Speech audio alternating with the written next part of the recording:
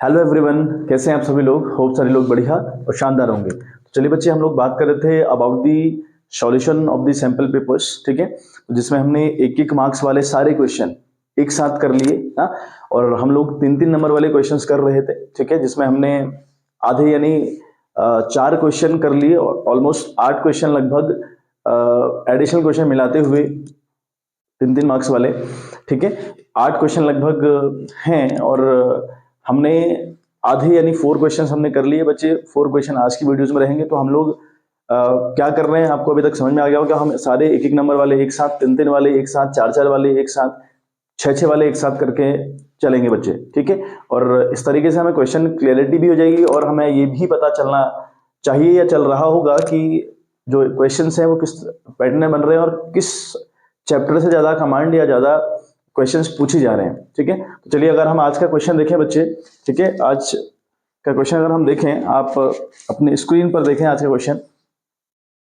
तो बच्चे क्वेश्चन है 19th वाले का और वाला। ठीक है, 19th वाला तो हमने कर लिया था, जो उसमें ऑप्शन या ऑप्शनल क्वेश्चन आया है और करके, that is a company forfeited 8,000 share of rupees 10 each on which rupees 8 were called including 1 rupee premium and rupees 6 was paid including 1 rupee premium. Out of these 5,000 share were reissued at maximum possible discount. Pass necessary journal entries. ठीक है, ये बच्चे हमारा ultimately question है। तो चलिए हम एक बार क्वेश्चन ब्रेक करें और समझें। देखो, अल्टीमेटली क्वेश्चन आपसे क्या कह रहा है कि कंपनी ने फोरफिट किए 8,000 शेयर। ठीक है, किसी कंपनी ने फोरफिट कर रखे हैं 8,000 शेयर। ठीक हो गया।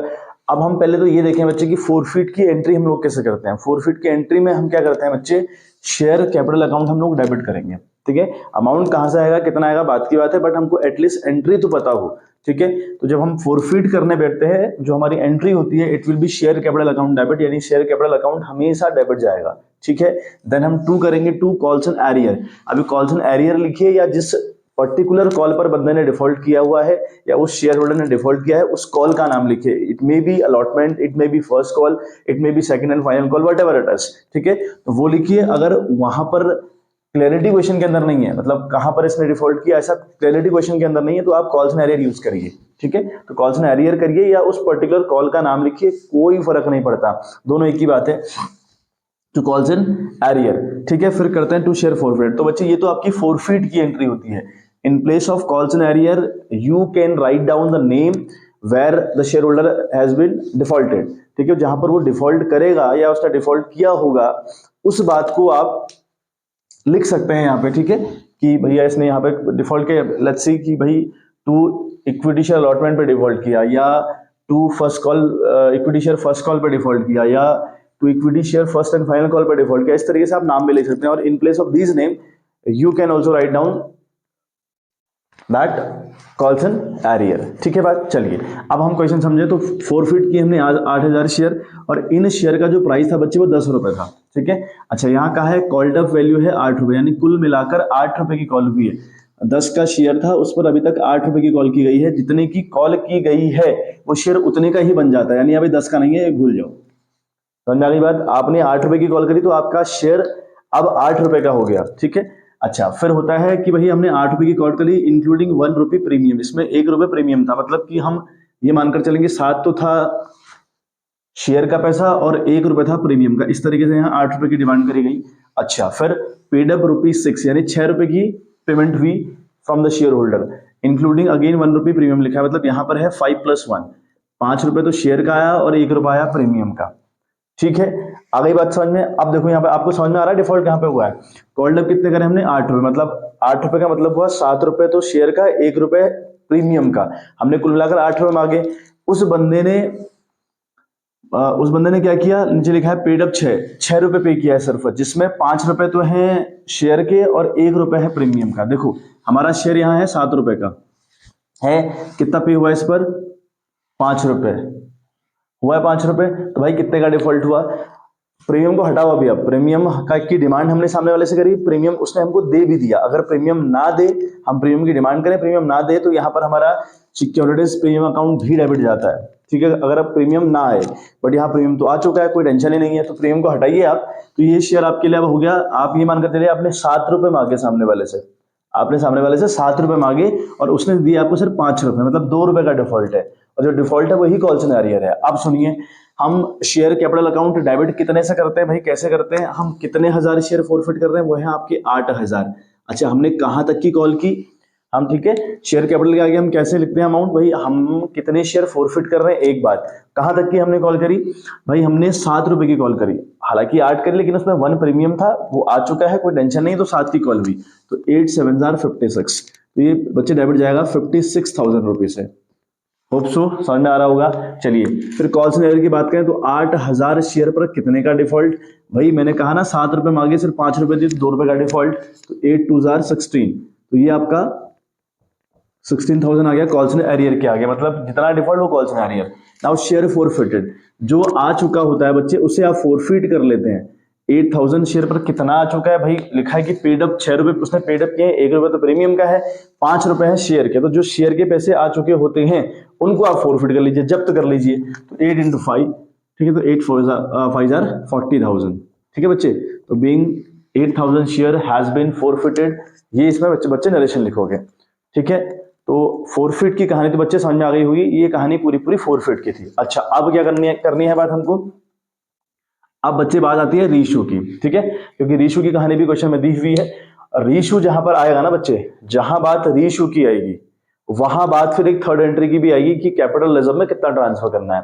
आ रही बात समझ में, पहली एंट्री तो फोरफिट की हो गई, अगर क्वेश्चन में री इशू का सीन दिया हुआ है तो री इशू की एंट्री भी आप लोग करेंगे, और एक थर्ड एंट्री खुद से आपको करनी पड़ती है, अंडरस्टूड है, खुद से आपको करनी पड़ेगी कैपिटल रिजर्व की, ठीक है। चलिए अब हम बात करें रीइशू किए बच्चे 5,000 शेयर्स, हालांकि हमने 8,000 शेयर फॉरफिट किए हैं, लेकिन इस क्वेश्चन में दिया है कि हमने सिर्फ और सिर्फ 5,000 शेयर रीइशू किए एट मैक्सिमम पॉसिबल डिस्काउंट, बहुत important, at maximum possible discount, ठीक है। अब मतलब हम अपने शेयर रीइशू कर रहे हैं डिस्काउंट पे, और डिस्काउंट पे रीइशू करने से हमको कंफर्म तौर पे लॉस होगा। क्लियर है ये बात भाई, अगर हम अपनी चीज रीइशू करेंगे ना डिस्काउंट पे तो लॉस होगा कि नहीं होगा, बिल्कुल भाई आपको लॉस होगा लॉस।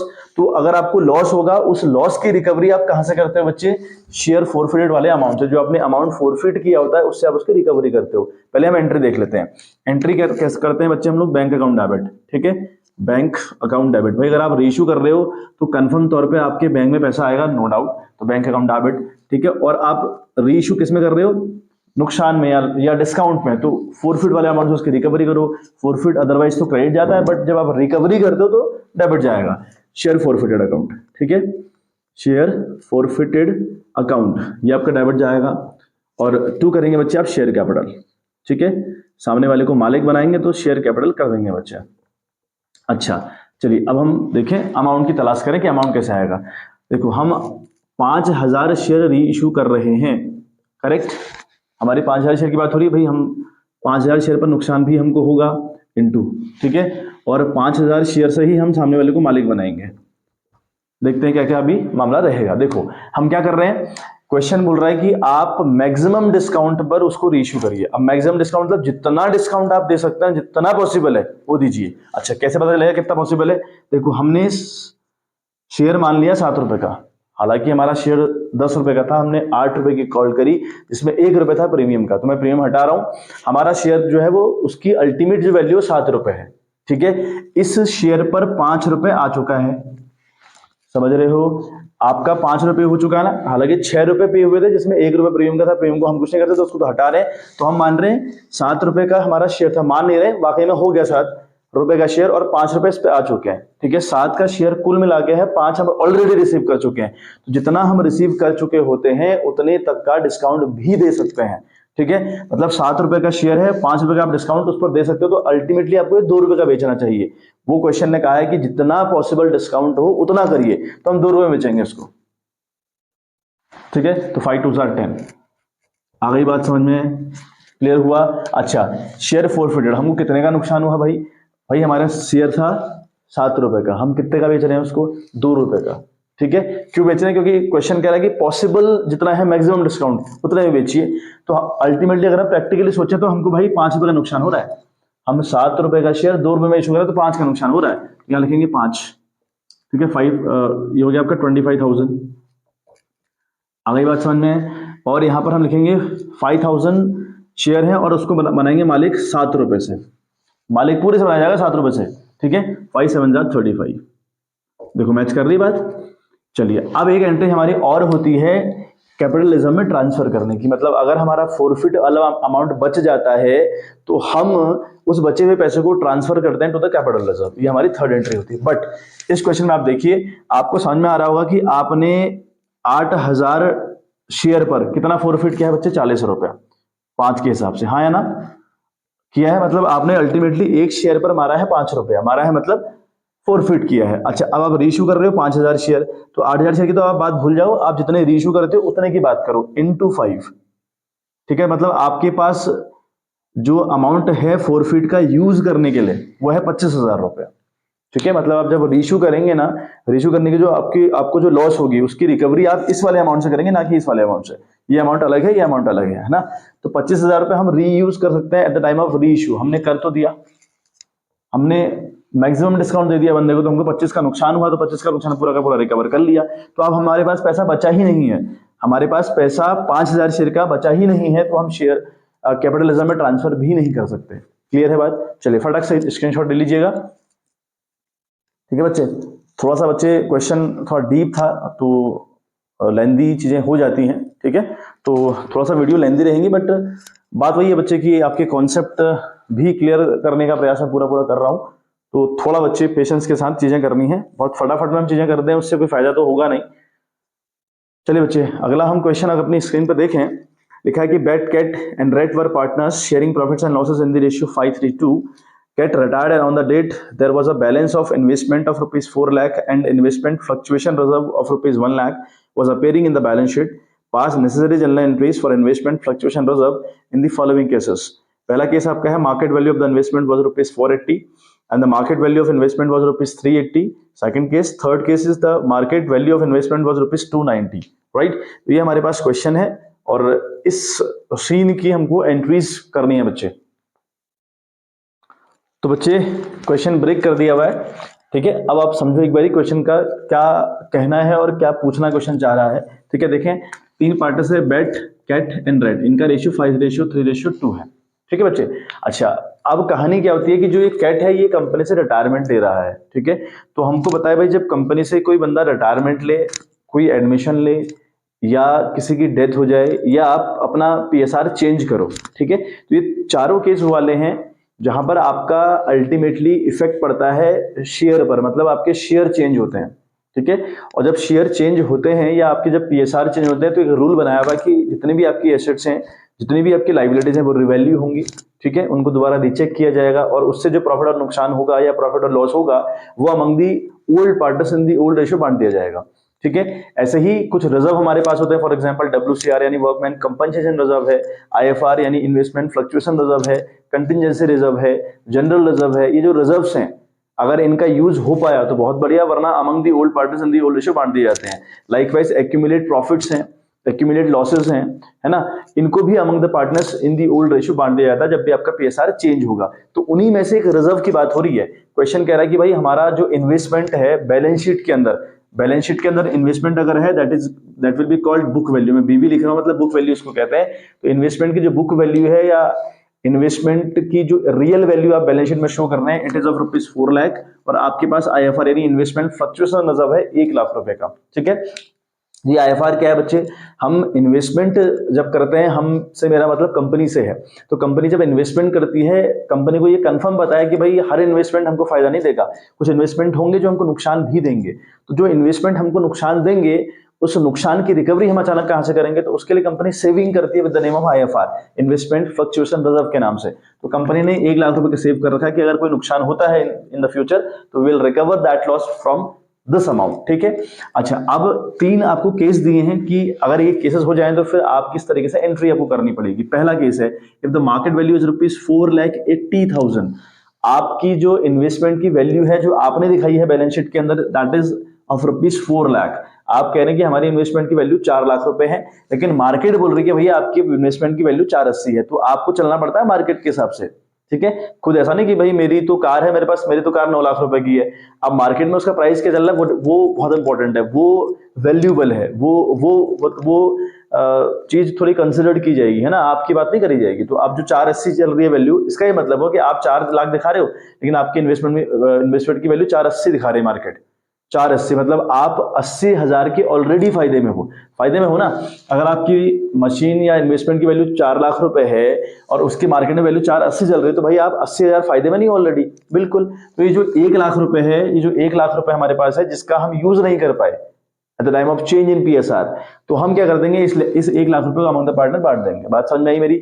अगर नुकसान होता है तो उस नुकसान की रिकवरी फ्रॉम द आईएफआर करते हैं, लेकिन इस केस में तो नुकसान हो ही नहीं रहा भाई, आपको तो फायदा हो रहा है। आपकी इन्वेस्टमेंट की वैल्यू 4 है आपके हिसाब से, लेकिन मार्केट में 480 चल रही है, ऑलरेडी फायदे में हो, तो इस एक का यूज हो नहीं पाया, तो among the old partners in the old ratio बांट दिया जाएगा। कैसे? एंट्री देखें बच्चे, एंट्री हम लोग करेंगे पहली आईएफआर अकाउंट डेबिट, है ना, आईएफआर अकाउंट डेबिट। एग्जाम में कोशिश करें आप आईएफआर ना लिखें, इन्वेस्टमेंट फ्लक्चुएशन रिजर्व पूरा लिखें। तो आईएफआर अकाउंट हम लोग बच्चे डेबिट करेंगे विद ₹1 लाख। समझ में आ गई बात? ठीक है, और ये among the old partners in the old ratio बढ़ जाएगा। तो अब इसमें among the old partners in the old ratio, among the old partner कौन है भाई? बेट कैट रेड। कैट रिटायरमेंट ले रहा है लेकिन वो ओल्ड पार्टनर है, पुराना पार्टनर है वो, ठीक है, तो तीनों को मिलेगा, बेट को भी कैट को भी। तो लिखेंगे टू बैट्स कैपिटल अकाउंट, ठीक है, to Bat's capital account, to Cat's capital account, ठीक है, और टू रेड्स कैपिटल अकाउंट।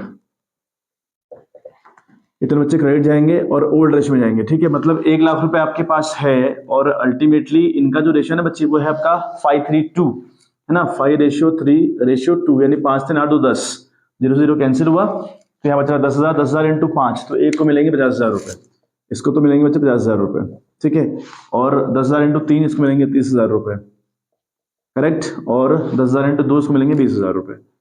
तो being investment fluctuation reserve distributed among the partners in the old ratio, ये इसकी नरेशन आएगी, ठीक है। तो पहली एंट्री तो ये हो गई बच्चे। अगली एंट्री, अब आप देखें आपकी इन्वेस्टमेंट की वैल्यू कितनी है असल में? 480, आपने कितने दिखा रखी है?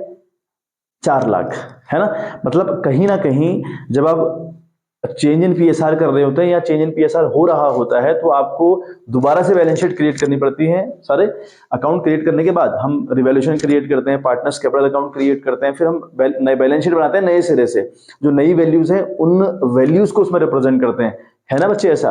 तो अब आप जब बैलेंस शीट बनाएंगे तो वैल्यू 4 लाख थोड़ी दिखाएंगे, जब आप दोबारा से बैलेंस शीट बनाएंगे after the retirement of Cat, तो भाई आप इन्वेस्टमेंट की वैल्यू 4 थोड़ी दिखाएंगे, आप इन्वेस्टमेंट की वैल्यू दिखाएंगे 480, और वो 480 अपने आप तो दिखाएंगे नहीं, आपको किसी एंट्री के थ्रू अपने इन्वेस्टमेंट की वैल्यू बढ़ानी पड़ेगी, क्योंकि आपकी इन्वेस्टमेंट की वैल्यू बढ़ी है ना मार्केट में, वो 480 हो गई है, पहले आपने 4 लाख दिखाई, मतलब आपको अपने इन्वेस्टमेंट की वैल्यू 80,000 से बढ़ानी है।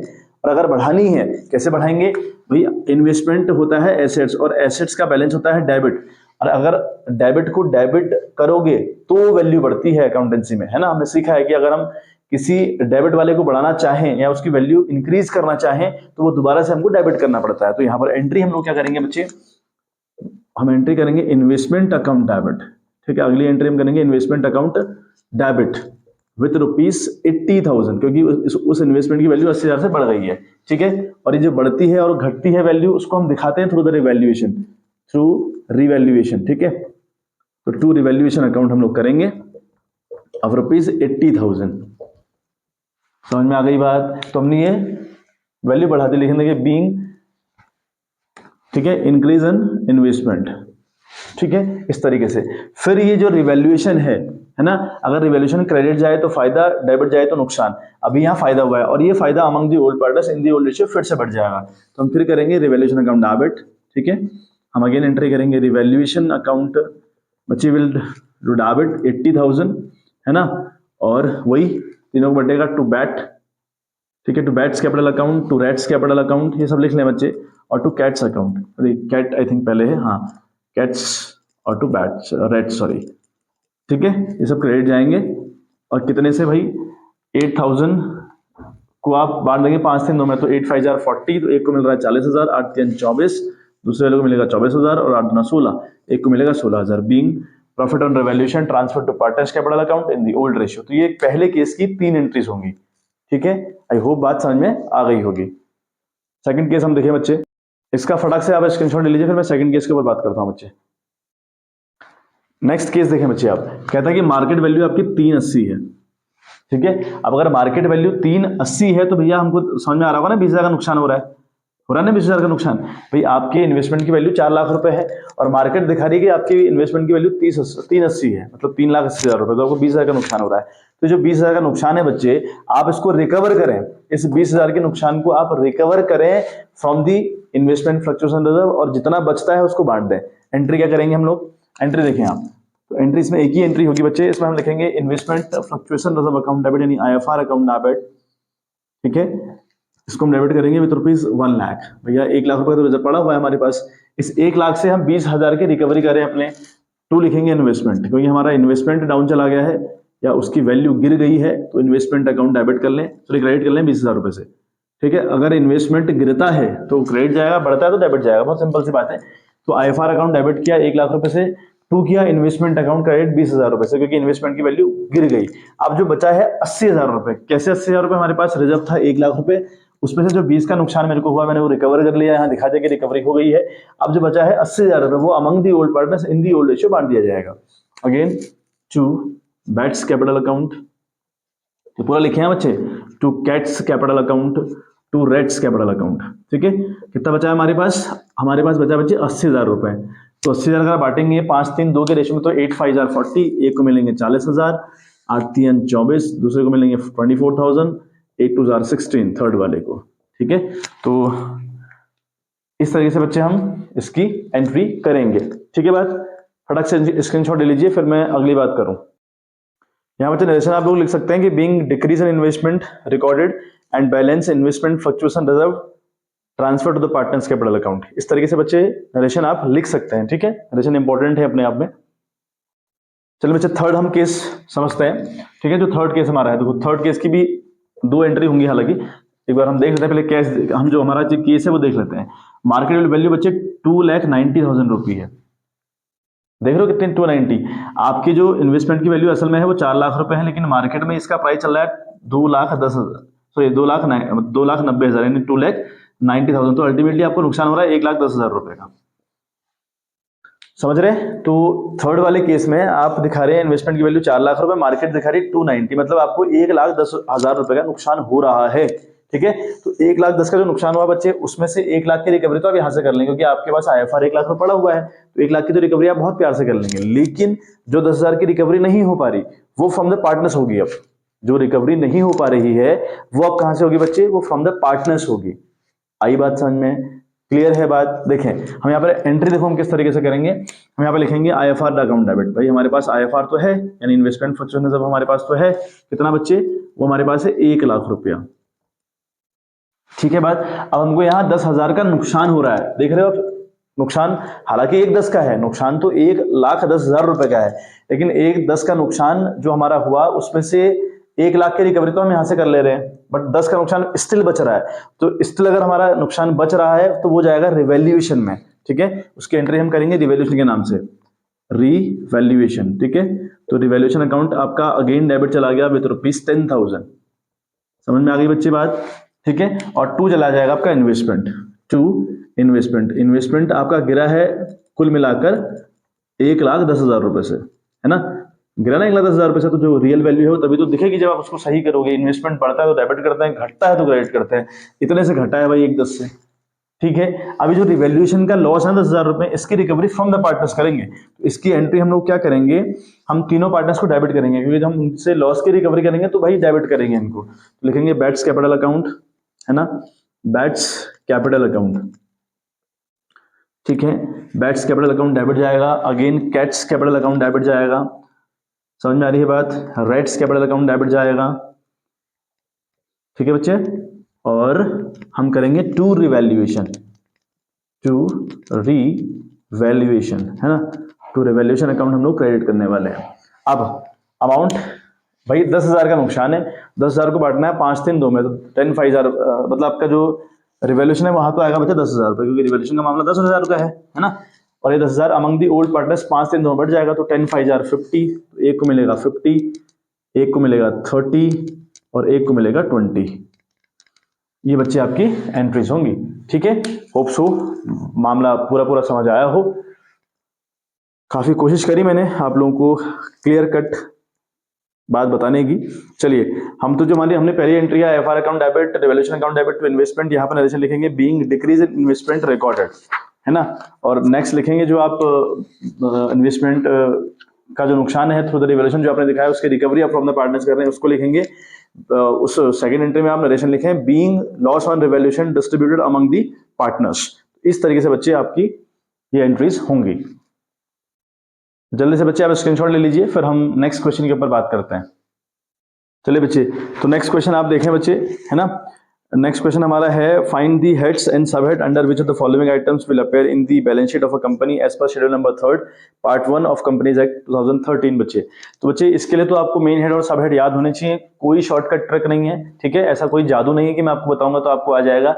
इसके लिए आपको बहुत इंपॉर्टेंट है कि बैलेंस शीट का पूरा फॉर्मेट याद हो, ठीक है। बैलेंस शीट का पूरा फॉर्मेट बच्चे आपको याद होना चाहिए। बैलेंस शीट में क्या कौन कौन से मेन हेड रहते हैं, कौन कौन से सब हेड रहते हैं, ठीक है। आप मेरे चैनल पर हैं, मुझसे जुड़े हुए हैं, तो आप सर्च करिएगा main head and sub head of the balance sheet, ठीक है। तो आपको एक वीडियो मिल जाएगी, उस वीडियो में मैंने सारा बहुत अच्छे से एक्सप्लेन किया है, बहुत शॉर्टकट ट्रिक बताई हुई है कि किस तरीके से हम बैलेंस शीट के मेन हेड और सब हेड बहुत ईजी ट्रिक से याद कर सकते हैं। वो वीडियो आपको बहुत इंपॉर्टेंट है बच्चे, वो वॉच कर रहे हैं, ठीक है। और हालांकि मैं यहाँ पे आपको क्वेश्चन रिप्रेजेंट कर दे रहा हूँ, बता रहा हूँ, कोई दिक्कत परेशानी की बात नहीं, बट ये चीज ऐसी है ना बच्चे, आपको याद करनी पड़ेगी। बैलेंस शीट जब तक आपको याद नहीं होगी क्वेश्चन आपसे सॉल्व नहीं हो पाएगा। हालांकि हम जो ये क्वेश्चंस कर रहे हैं इन सबके कॉन्सेप्ट आपको पता है ना, तभी तो हो पाएगा, वरना तो बच्चे मैं तो खाली सॉल्यूशन दे रहा हूँ आपको, कॉन्सेप्ट कहने के यहाँ पे क्लियर होनी चाहिए, ठीक है। इसलिए मैं रिक्वेस्ट करूंगा main head and sub head करके चैनल पर देखें, सर्च करें, आपको एक वीडियो मिल जाएगी, ठीक है। उस वीडियो में बच्चे मैंने पूरा बताया हुआ है, उसे एक बार वॉच कर लें। हाल फिलहाल यहाँ हम देखें तो हमें मेन हेड और सब हेड बताने हैं, तो बच्चे मैं आपको डायरेक्टली सॉल्यूशन दिखा दे रहा हूँ, मैं आपको आपकी स्क्रीन पे दिखा रहा हूँ। देखिए स्क्रीन पर आप देखें हमें कैसे क्वेश्चन करने होते हैं, आइटम, हेडिंग एंड सब हेडिंग, ठीक है। ये हमें करना होता है। हेडिंग मतलब होता है बच्चे मेन हेड, है ना, हेडिंग का मतलब है मेन हेड, और उधर फिर लिखा है सब हेड। तो ये तीन आपको कॉलम बनाने पड़ते हैं जब आप इसका सॉल्यूशन करते हैं। तो आइटम्स कौन कौन से जो आपको दिए हैं क्वेश्चन में, that is furniture and fixture. अब फर्नीचर एंड फिक्चर्स का मेन हेड और सब हेड क्या होगा, ये क्वेश्चन पूछ रहा है। Advance paid to contractor for building under construction, इसका मेन हेड और सब हेड क्या होगा, ये क्वेश्चन पूछ रहा है। अक्रूड इनकम का loan repayable on demand to bank, employees earn leaves payable on retirement, employees earn leaves encashable, है ना, ये सब आपका है मामला। तो ये बच्चे हमको बताना है। तो पहला हमारा जो फर्नीचर एंड फिक्चर है बच्चे, अगर हम इसकी बात करें ना, ये क्या है, ये एसेट्स है, और एसेट्स भी कैसी है, नॉन करंट एसेट्स है। फर्नीचर फिक्चर कैसी एसेट्स होती है, नॉन करंट एसेट्स, तो इसलिए इसका मेन हेड हुआ नॉन करंट एसेट्स, ठीक है। और सब हेडिंग हुई बच्चे इसकी प्रॉपर्टी प्लांट एंड इक्विपमेंट। बात करें advance paid to contractor for building under construction, एक हमारा कोई मतलब ऐसा मान लो मैंने किसी को मकान का ठेका दिया हुआ है, किसी को अपनी बिल्डिंग का ठेका दिया हुआ है, कोई मतलब आदमी है, उसको कोई ठेकेदार है, मैंने उसको ठेका दिया कि भैया ला एडवांस पकड़ और मेरे को मकान बना के दे। वो मकान अभी अंडर कंस्ट्रक्शन है, तो कहीं ना कहीं मेरी करंट एसेट्स तो वो सॉरी नॉन करंट एसेट तो है ही मेरी, है ना, वो फिक्स एसेट है ना, बिल्डिंग बनने के बाद मेरी कैसी एसेट्स हो जाएगी, नॉन करंट एसेट्स, तो इसलिए इसका मेन हेड हुआ नॉन करंट एसेट्स। लेकिन long term loans and advance लिखा हुआ है सब हेडिंग में, क्योंकि आपने एडवांस में दे रखा है और लॉन्ग टर्म के लिए दिया हुआ है, तो इसे कहते हैं long term loans and advance, ठीक है। जितनी भी चीजें आप लोन के तौर पर देते हो लॉन्ग टर्म के लिए, they all will be called long term loans and advances. Now accrued income की बात करें, मतलब ऐसी इनकम जो मैंने कमा तो ली है लेकिन मेरे पास आई नहीं है, कुछ दिनों में आ जाएगी, अगर कुछ दिनों में आ जाएगी तो करंट एसेट्स है, तो current assets is the main head, और सब हेड इसका होगा बच्चे अदर करंट एसेट्स, ठीक है। Loan repayable on demand to bank, यानी ऐसा लोन आपने बैंक से लिया हुआ है कि जब भी आपसे बैंक मांगेगा आपको देना पड़ेगा, तो बैंक अगर कल मांग देगा तो कल देना पड़ेगा। अगर आपको कल कोई लाइबिलिटी पे करनी है या साल भर के अंदर कोई लाइबिलिटी पे करनी है, it will be called current liabilities, तो दैट्स व्हाई इट इज इसका जो मेन हेड है वो करंट लाइबिलिटी है। और करंट लाइबिलिटी में भी आपका ये लोन है, मतलब आपको एक लोन आपने पैसा आपने लिया है तो वो बोरो कहलाता है, या तो वो शॉर्ट टर्म होगा या लॉन्ग टर्म होगा, तो यहाँ पर ये शॉर्ट टर्म है क्योंकि शॉर्ट टर्म में पे करना है, इसलिए शॉर्ट टर्म बोरोइंग हुआ। Employees earn leaves payable on retirement, इसकी अगर हम बात करें तो ये जो हमारे एम्प्लॉइज बच्चे काम करते हैं उनको जो छुट्टियां मिलती है ना, तो छुट्टियां कई बार वो लेते नहीं है, वो अपनी छुट्टियों को ऐड करवा लेते हैं, और जब रिटायरमेंट लेते हैं तो उस टाइम पे उसका बेनिफिट उनको मिल जाता है, पैसा उनको मिल जाता है। तो रिटायरमेंट कोई कल तो नहीं हो रहा भाई, बहुत सालों बाद रिटायरमेंट होते हैं, तो इसलिए वो नॉन करंट लायबिलिटी होगी और लॉन्ग टर्म प्रोविजन होगा, ठीक है। एम्प्लॉइज अर्न लीव्स इनकैशेबल, यानी अब एक कहानी यह है कि एम्प्लॉइज रिटायरमेंट ले रहा है और उसने जो छुट्टियां अपने जुड़वाई थी मुझसे, उसकी पेमेंट करने की बारी आज है, अब पेमेंट करनी पड़ेगी। अब अगर पेमेंट करनी पड़ेगी आजकल में, तो करंट लायबिलिटी है और शॉर्ट टर्म प्रोविजन है, ठीक है। तो ये बच्चे मेन हेड और सब हेड लिखने का तरीका हुआ बहुत इंपॉर्टेंट है, आपको बहुत अच्छे से चीजें पता होनी चाहिए, ठीक है। मैं इसलिए आपको एडवाइस करूंगा बच्चे, वो वीडियो बहुत इंपॉर्टेंट है, वॉच कर लीजिएगा। फिर हम आखिरी क्वेश्चन के ऊपर बच्चे आज के देखें। हमारा जो आखिरी क्वेश्चन है, complete the comparative statement of profit and loss बोल रहा है, ठीक है। हमें पहला कॉलम दिया है पर्टिकुलर्स 2022-23, 2023-24, एब्सोल्यूट चेंज और परसेंटेज ऑफ चेंज दिए हुए हैं।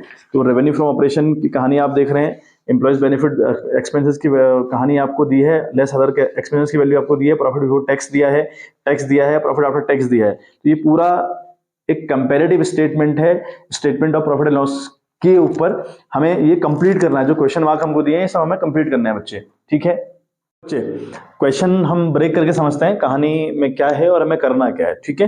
तो ये बच्चे कंपैरेटिव इनकम स्टेटमेंट है, मतलब कि प्रॉफिट एंड लॉस अकाउंट है और उसको कंपैरेटिव स्टेटमेंट में हमें कन्वर्ट करना है, ठीक है। बहुत इजी सा फॉर्मूला होता है बच्चे हमारे पास। वो फॉर्मूला ये है, पर्टिकुलर्स में आपको चीजें दी रहेंगी और जो हमारा प्रॉफिट एंड लॉस का जो फॉर्मेट होता है या जो इनकम स्टेटमेंट का हमारा फॉर्मेट होता है वो ये होता है बच्चे। सबसे पहले आपका रेवेन्यू फ्रॉम ऑपरेशन आता है, ठीक है। फिर उसमें ऐड होती है अदर इनकम, तो टोटल रेवेन्यू आता है। तो वो पूरा आपको फॉर्मेट दिया नहीं जाता क्वेश्चंस में, तो जो भी बातें आपको दी हैं बस वो सीक्वेंस में दी हो, इतना याद रखिएगा, ठीक है।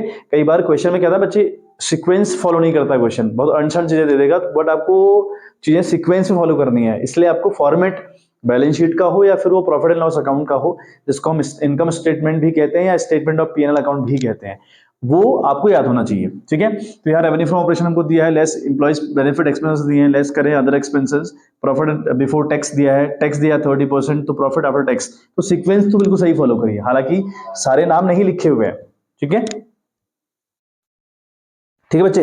तो सारे नाम हालांकि नहीं दिए हुए हैं, लेकिन जितने दिए हुए हैं वो सीक्वेंस में है, तो मैं सीक्वेंस तो सही नहीं करनी। अच्छा, फिर अब क्या करना होता है, ये बच्चे ये वैल्यू होती है करंट ईयर की, ठीक है। ये करंट ईयर की वैल्यू कहलाती है, जिसको हम ए नाम से डिनोट करते हैं। और ये सॉरी, ये प्रीवियस ईयर की वैल्यू, हम सो सॉरी, इट इज 22-23 की वैल्यू, तो ये प्रीवियस ईयर की वैल्यू है और ये करंट ईयर की वैल्यू है, इसको हम बी से डिनोट करते हैं, ठीक है। एब्सोल्यूट चेंज हमको सी से डिनोट करते हैं, जिसका आंसर आता है बी माइनस ए करके। समझ आ रही है बात। सी कॉलम का आंसर कैसे आता है, बी में से ए को माइनस करना पड़ता है, यानी इस करंट वाली वैल्यू से पिछली वैल्यू जो प्रीवियस वाली वैल्यू है लेस करोगे तो एब्सोल्यूट चेंज आता है बच्चे। अब रही बात ये परसेंटेज चेंज की, तो इसका क्या फॉर्मूला होता है, ठीक है। ये हुआ आपका डी कॉलम, ठीक है। अब डी का मैं आपको बता देता हूँ, डी कैसे निकलता है। डी का मतलब हुआ, ठीक है, आपका सी कितना आया, सी कैसे आता है, बी माइनस ए करके अपॉन ए लिखेंगे, इनटू करेंगे 100, यानी मैं आपको बता देता हूँ एब्सोल्यूट चेंज कितना आया वो लिखेंगे आप, अपॉन करेंगे प्रीवियस ईयर की वैल्यू यहाँ पे रखेंगे ए में, इनटू करेंगे 100 से, तो परसेंटेज में वैल्यू आपकी कन्वर्ट हो जाती है। सिंपल सा मुद्दा है बच्चे। ये जो एब्सोल्यूट चेंज है ना, ये कैसे निकलता है, करंट ईयर से प्रीवियस ईयर को माइनस करो, जो यहाँ पर आया वो लिखो, फिर परसेंटेज में चेंज करना, जो आपका यहाँ पर आंसर आया उसको यहाँ पे लिखो, अपॉन करो ए मतलब प्रीवियस ईयर की वैल्यू, इस वैल्यू को 16 लाख को लो, इनटू करो 100, आ जाएगा परसेंटेज। पहले में देखें आप, जो रेवेन्यू फ्रॉम ऑपरेशन है वहां पर 16 लाख दिया है, प्रीवियस ईयर की वैल्यू है रेवेन्यू, और 20 लाख रुपए है करंट ईयर का। तो करंट ईयर से प्रीवियस को माइनस करो, कितना बचता है बच्चे, यहाँ बचेगा 4 लाख रुपए। तो इस वाले क्वेश्चन मार्क पे आप लिखेंगे 4 लाख रुपया। अब ये परसेंटेज में कन्वर्ट करना है, कैसे होता है, सी कितना हमारा आया, एब्सोल्यूट चेंज हमारा कितना है बच्चे, वो हमारा आया 4 लाख रुपए। लेट्स सपोज हमारा वो 4 लाख रुपए आया है, इनटू करेंगे 100, अपॉन लिखेंगे आप प्रीवियस ईयर की वैल्यू, तो प्रीवियस ईयर की वैल्यू 16 लाख रुपए है बच्चे, है ना, 16 लाख रुपए ये लिखिए आपने। अब 3 जीरो से ये 3 जीरो कैंसिल कर लो, 2 जीरो से 2 जीरो ये कैंसिल कर लो। समझ में आ गई बात, सिंपल सी बात है। अब हमें क्या करना है, देखिए आप 16 दूना 32 और बचेगा आपका 8, तो 8 मतलब 80, तो 16 5 जार 80, तो 25% बच्चे आपका आ रहा है मामला। ये मामला हो रहा है आपका कितने का, ये आ रहा है आपका 25%, ठीक है। तो यहाँ पे आप लिखेंगे 25%। आ रही बात समझ बच्चे, सिंपल सी बात है ना, समझ में आ गया होगा। बहुत सिंपल सा मुद्दा है बच्चे, मतलब है नहीं कुछ ऐसा खतरनाक बिल्कुल कि भैया हमें आएगा ही नहीं, ऐसा तो बिल्कुल नहीं है। बहुत आसान सी चीजें हैं, बहुत भारी भरकम चीजें बिल्कुल नहीं है बच्चे, ठीक है, ठीक है बच्चे। तो पहला आंसर हमारा बच्चे आ चुका है। अगला हम देखें तो हमें एम्प्लॉयज बेनिफिट एक्सपेंसेस में ए तो दिया है, प्रीवियस ईयर की वैल्यू तो दी है भैया, करंट ईयर की वैल्यू भी गायब है, एब्सोल्यूट चेंज भी गायब है, हमको दे दिया खाली परसेंटेज।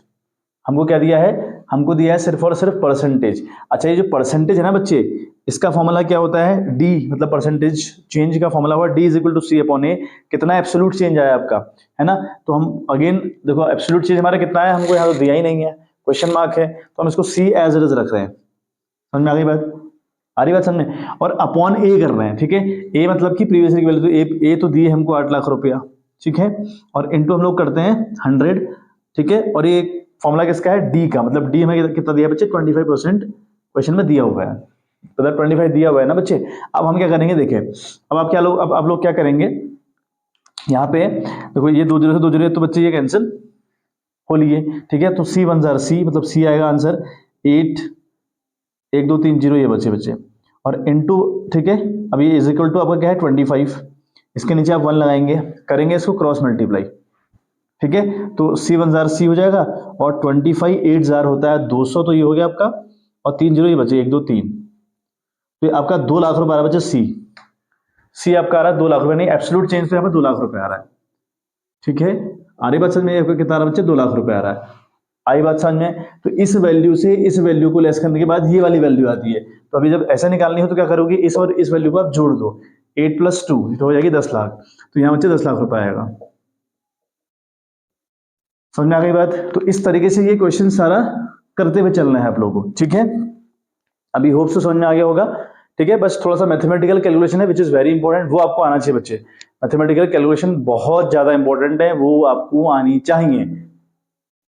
तो अगला देखें आप, अदर एक्सपेंसेस में आपको दिया है 2 लाख रुपए, प्रीवियस ईयर की वैल्यू, करंट ईयर की वैल्यू आपको दी नहीं है, लेकिन इसमें से ये घटता है तब जाकर ये वैल्यू आती है, एब्सोल्यूट चेंज आता है ना। करंट वाले में से प्रीवियस ईयर को लेस करोगे तब जाकर current year, sorry absolute change की वैल्यू आती है। अब दिया तो है नहीं, अगर एब्सोल्यूट चेंज हो और ये हो डायरेक्टली आपके पास, इन दोनों को ऐड करते हैं। यहाँ ये ब्रैकेट में दिया है, ब्रैकेट का मतलब होता है माइनस, तो 2 लाख है प्लस में, और 1 लाख है माइनस, प्लस माइनस माइनस, तो अल्टीमेटली यहाँ पर आ गया 1 लाख रुपया, है ना इजी। यहाँ पर 1 लाख रुपया आ गया, समझ रहे? अब 1 लाख रुपए यहाँ पर आ गया। अच्छा एब्सोल्यूट यहाँ पे जो चेंज हमारा 1 लाख रुपए है, तो हमारा जो डी है वो तो बड़ी आसानी से निकलता है। डी का फॉर्मूला होता है सी अपॉन ए, मतलब एब्सोल्यूट चेंज कितना है? 1 लाख, ठीक है। वो कितना आया बच्चे? आपका 1 लाख रुपए आया। आ रही है बात समझ में? ये 1 लाख हो गया, अपॉन करेंगे आप जो वैल्यू है प्रीवियस ईयर की, मतलब ए 2 लाख लिखा आप लोगों ने, और इनटू किया बच्चे आपने 100, ठीक है। तो अगेन कैंसिल आउट करते हैं इसको, 2 जीरो ये कैंसिल हुए, 3 जीरो से 3 जीरो ये कैंसिल हुए, तो ये आ गया 50 बच्चे, यार आपका 50%, तो दिस विल बी 50%। तो होप सो अभी समझ में आ गया होगा, बात सारी समझ में आ गई होगी, ठीक है। प्रॉफिट बिफोर टैक्स, यहाँ आपको 6 लाख दिया है, करंट ईयर की वैल्यू आपको कुछ नहीं दी, एब्सोल्यूट चेंज आपको कुछ नहीं दिया, यहाँ दे दिया 50%, ठीक है। तो बिल्कुल ऐसा ही क्वेश्चन है जैसे 25% वाला क्वेश्चन था, सेकंड वाला जैसा मैंने किया था, सेम तरीके से आपको भी करना है, ठीक है। ये बिल्कुल सीक्वेंस वाली फॉलो करिएगा। यहाँ देखते हैं टैक्स 30%। अब ये टैक्स 30% का मतलब क्या है? प्रॉफिट आफ्टर टैक्स तो आपका है 6 लाख रुपए, तो उससे आपका जो टैक्स है वो लेस होता है, क्या होता है? लेस, और इसी वैल्यू का 30% होता है, इसी वैल्यू का। तो 6 लाख का 30% कितना होगा? 1,80,000 रुपया, तो 1,80 यहाँ पर इस ऐसे आएगा, समझ रहे हैं बात? आ गया 1,80। अब आपको यहाँ देखो एब्सोल्यूट चेंज दिया है 90,000, प्रीवियस ईयर की वैल्यू दी है 1,80,000, ठीक है। तो इन दोनों को अगर आप जोड़ दोगे तो आपका ये भाला भी आ जाएगा, ठीक है। एक 80 में अगर हम 90 जोड़ें तो ये होगा आपका बच्चे 20 यहाँ चला जाएगा, और 70 वहां, यानी 2,70,000 रुपए, 2,70,000 बच्चे आपकी वैल्यू आएगी, ठीक है। अब यहाँ पे जो परसेंटेज है उसकी बात करें तो भैया बहुत ही आसान हो गया, मतलब अब आपका फॉर्मूला रखें आप सी अपॉन ए, तो एब्सोल्यूट चीज आपका 90,000 रुपये है, और ए आपका क्या है बच्चे? यहाँ पे ए आपका 1,80 है, 1,80,000 ए हो गया, इनटू करेंगे बच्चे आप 100, सिंपल सी बात हो गई है ना। तो ये सब सॉल्व आउट करने के बाद आपका आंसर आएगा बच्चे 50%, योर आंसर विल बी 50%। आ गई बात समझ में? चलिए आखिरी वाला अगर हम देखें तो देखो अगेन यहाँ क्वेश्चन मार्क है, देखो आप बहुत सिंपल है बच्चे, एब्सोल्यूट चेंज आपको दिया हुआ है, प्रीवियस ईयर की वैल्यू दी है, तो इन दोनों को ऐड करके ये वाली वैल्यू आ जाएगी, ठीक है। यहाँ पर परसेंटेज चेंज निकालने के लिए आपको 210 दिया हुआ है, रखेंगे फॉर्मूले 210, अपॉन करेंगे ये में 420, इंटू करेंगे 100, तो ये भी 50% आएगा। इस तरीके से बच्चे ये सॉल्व होता है, लेकिन मैं आपको एडवाइस करूंगा आप बैलेंस शीट अच्छे से याद कर लें, फॉर्मेट याद कर लें, सब हेड और मेन हेड में आपको काम आएगी, और ये जो प्रॉफिट एंड लॉस का फॉर्मेट है वो भी आपको बिल्कुल सीक्वेंस में बच्चे याद होना चाहिए, बहुत इंपॉर्टेंट है। समझ में आ गई बात? चलिए फटाक से स्क्रीनशॉट ले लीजिए, आज के जितने भी 3 मार्क्स वाले क्वेश्चन थे हमारे सारे समाप्त हुए, और थोड़ा सा वीडियोस बच्चे लेंदी जा रही है क्योंकि मैं सारे क्वेश्चन एक साथ निपटाने का प्रयास कर रहा हूँ, तो और एक्सप्लेनेशन बच्चे रहता ही है, आप देख रहे हो, है ना। तो इसलिए थोड़ा पेशेंस के साथ चीजें करनी है और सीखनी है, कॉन्सेप्ट आपको सीखना है। चलिए बच्चे मिलते हैं आपसे इन द नेक्स्ट वीडियो, तो bye, have a good day.